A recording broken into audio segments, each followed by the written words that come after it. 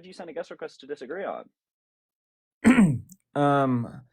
I am definitely behind funding of the IDF and Israel as a whole. Cool. Why? Because I believe that they have a right to defend themselves. And there's been multiple attempts to try to make a two-state solution with H group, and every time it's been rejected by them. When did the H group reject a two-state solution? I can pull it up real quick. I have a source. Yeah, name a single time.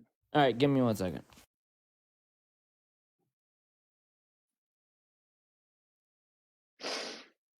It's a really pedantic point, everyone, but it is a point nonetheless. Um, anyway, thank you for the 360 people on here. Keep on sending likes so we can get 360 people sharing, sending likes so we can get this out to more eyes and ears. And that would be great. I mean, we can move this along really quickly, viewer, just so you know I can't see or hear you when you're off the app. But they, to my knowledge, have never offered a two-state solution with the H group. So it's never happened. But yeah, it's going to take a while to search it up because it doesn't exist. But I guess I can monologue just for a little bit more. Follow me up here. Share it, like it. Thank you to the people. Yesterday was amazing. Also, I do my Discord. How smart do I think I am? I think I'm pretty smart. If you want to kind of join our community, join the Discord in my bio. People have followed me for a while and still aren't on that Discord. We got like 30 people on here right now. But do join the Discord so you can talk to me during lives if you really want to. Okie dokie, guest. I would like to have a discussion. So if you can come back, that would be great. No, it was in 1922. I pulled it up. 1922. Yep. Hello, I can't hear you. Wags? Yeah, 1922. The H group didn't exist in 1922. Yeah, but it was called the General Assembly of Arab Elders, and Bro, come back. The H group didn't exist in 1922. That's why I asked you when they've ever offered the H group this. Not all Palestinians are all Palestinians, right? Not every group that represents one Palestinian is what represents other Palestinians. That's a drastic overgeneralization and totally unfounded, right? You could reference 1922, you could reference the Oslo Accords, you could reference the Camp David Accords, right? You could reference following 1967, you could reference the UN partition plan in 1948. I know my history. That's why I know that they've never offered the H group a two-state solution. So could you say something that's true? Yeah, I guess I misspoke on that one. I was just thinking as like being offered to Arab groups in general, because kind of lumped H group in there. But there's H group basically takes all the supplies that everyone sends into Palestine and uses it to their own like gain. Can we agree? Then how are 2 million civilians living in Gaza? Yeah, I know how many there are. Then how are they living there if the H group takes everything? Well, they take a lot of it. What proportion? It was going in through Egypt. I think it was like 2 or 3 weeks ago, and they were trying to smuggle in weapons to H group. They got busted at the border. That doesn't mean that. Wait, yeah, because the IDF regulates the Gazan border. Mm-hmm. But relevance? Question mark. Is they were trying to smuggle in weapons to H group. I don't doubt that the H group is a militant group that is trying to bring weapons into its territory. Mm-hmm. Duh. Okay, so what makes you believe that? Okay, let's say Israel pulls out of Gaza completely. The IDF puts on a full retreat. Do you really think the H group is going to stop leveling attacks against Israel? I said no. I don't think it will. Okay. So would you agree that Israel is probably our strongest and most reliable ally in the Middle East? And they're basically surrounded by I'd say enemies. Jordan's probably a stronger ally. Jordan? Yeah. Eh. I mean, Jordan's kind of shaky on that. Um, Really? yeah, What I'd do you say know about the probably, Jordanian I'd allyship say, with America? I would say probably a better ally than Jordan would be the Turks. They're debatably in the Middle East is the issue with that one. I'm sorry, what? They're debatably in the Middle East, which is the issue with that one. Yeah, but I'm saying they're in the general vicinity. I don't know if you Yeah, want but to that's different than being in the maybe Middle not East. But classify it the as. reason but once again, so you asked a question and then kind of moved away from that. You said, well, if they pull out of Gaza, will the H group stop fighting? No, because even if they pull out of Gaza, Israel will still be committing war crimes through its occupation. So the whole entire point is, from my view, there will be violence in this area at the very least until Israel stops committing war crimes. Right? There Right, was but I don't violence in believe. Algeria until France stopped committing occupational war crimes. There was violence in South Africa until apartheid ended. Right? So no matter who it is, no matter how justified or unjustified they are, there will be violence until the other side stops committing violence. And Israel's occupation, at least following 1967, is illegal occupation, and that occupation is violence. Okay, but I totally get what you're saying. But at the same time, I really don't believe, even if Israel pulled all the way out and just let Palestine be its own country, supply its own water, supply its own electricity, the whole 9 yards, I still don't believe that H group is gonna just sit down and not keep committing acts of terror. I don't buy Well, that you for a second. realize that people said that about the PLO, right? Fatah. And now Mm-hmm. Fatah is working with the PA, which is directly integrated with Israeli administration, and has offered and respected a two-state solution following 1967. Fatah was labeled a T group as well. Mm-hmm. This idea that Palestinians are totally unreasonable and would never submit to international law is nonsense. It's just that we have denied their rights for so long and supported extremists in their area. Just to be very clear, what became the H group, the jihadists that became the H group, were supported by Israel. Yes, That same thing Israel like with supported the U.S. extremists Yes, same thing with like supporting the the U.S. and the Mujahideen, which is Taliban. disgusting. Yeah, which is absolutely, and it was a mistake, and it was well beyond a mistake. We knew what we were doing, and it was actively disgusting when we did it, and it was actively disgusting when Israel did it. So Israel has been destabilizing them for so long that even the thing that they used to refer to as a T group has shown that they are willing to stabilize an area because Fatah is currently in control of the West Bank right now, or at least portions of the West Bank.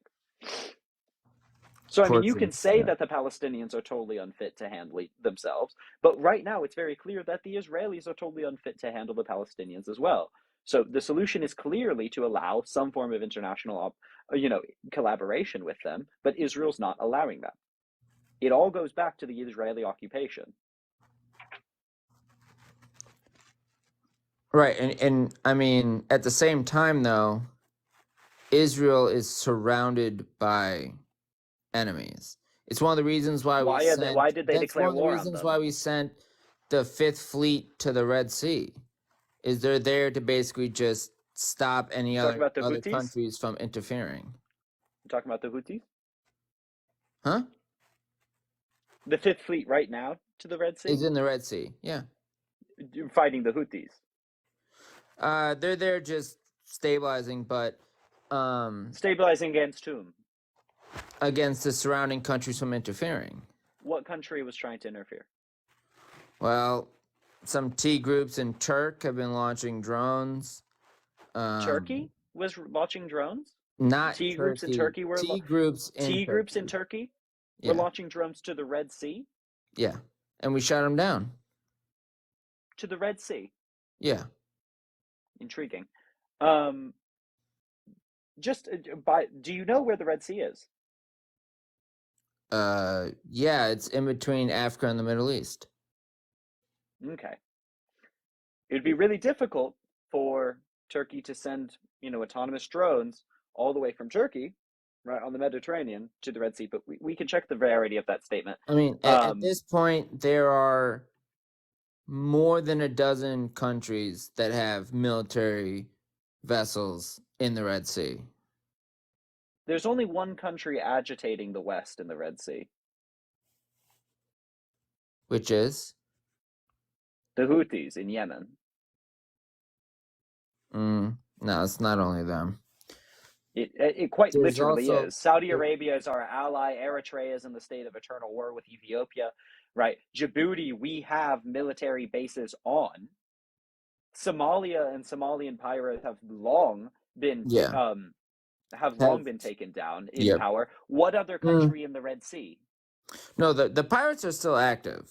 I'll tell you The that. pirates are well disempowered. They're active, but it's barely touching them. Saudi Arabia does not support the Houthis. Egypt's in the comments. Saudi Arabia has been at war with the Houthis for the past 10 years. Saudi Arabia is kind of a frenemy with us, though. I wouldn't. They Everyone's a may be our frenemy with ally us, on paper, but they're not our ally in reality. but in relation to the Houthis, they are our ally because we've been funding their war against the Houthis.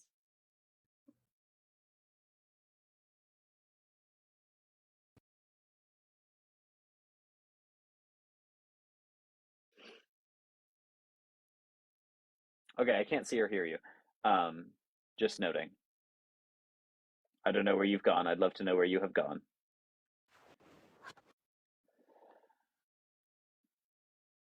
Oh, okay.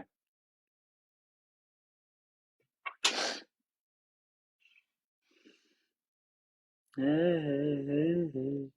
murder on the dance floor, but you better not feel the groove. Yeah. Okay. If the 400 people can send likes, follow me. Thank you so much. Thank you for the gifts as well, by the way, Slay Queens. Hello. Do you disagree? I think it should be conditional aid. I think that before you completely remove all funding, I think you should say you have an opportunity to make changes and we'll continue funding you. Give them an ultimatum, and if they say no to that, then you can remove the funding. Well, I mean, we basically agree. I just think we remove the funding and then we add the conditions. I well, I think it's more strategic to give them an ultimatum and then do it, I think. I don't. Why? But because then they're writhe and suffer effectively. Because we have an extremist right-wing government, right, in Israeli Yeah, politics sure. right now, and Sure. they are filled with, let me just be clear, idiots and psychopaths. Right. And the only way that we incite public pressure against them, right, in a direct and clear way, the thing that people understand is immediate economic failure. Yes, and that's the consequence of their government, right? Unfortunately, I don't know what do you assume that if the U.S. removes aid to Israel that their like economy is going to go into free fall or something? Like, If we remove diplomatic, military, and economic support, yeah, it would. What do you base that off of?